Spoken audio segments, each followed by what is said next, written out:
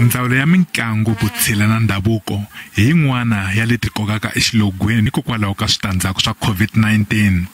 Hikokwalaho ka sweswo, vaaki va tsundzuxiwa ku ya tlhavela nsawutiso leswaku tiko ri ta tlhelela ka vutomi bya ntolovelo. Nobody today will say there is no vaccination. Vaccination is abound. It's waiting for you and I to ensure that we take that very important step and take the jab. Van'wana va twe xikombelo no yo tlhavela nsawutiso. Ku tlula 27 mamiliyoni wa mirhi yi tlhaveriwile vanhu ku fika sweswi. Xifundzankulu xa Western Cape hi xona xi nga rhanga emahlweni hi nhlayo ya vanhu lava nga tlhaveriwa nsawutiso ku landzela Free State na Limpopo. Varhangeri va tiko va kongetela vaaki ku ya kuma nsawutiso.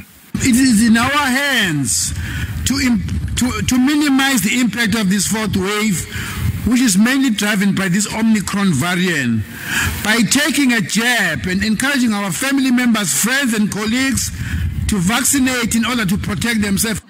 Afrika-Dzonga ri ka gangati ra vumune ra COVID-19 nakona swi nyanyisiwe hi muxaka lowuntshwa wa vuvabyi lebyi wa Omicron.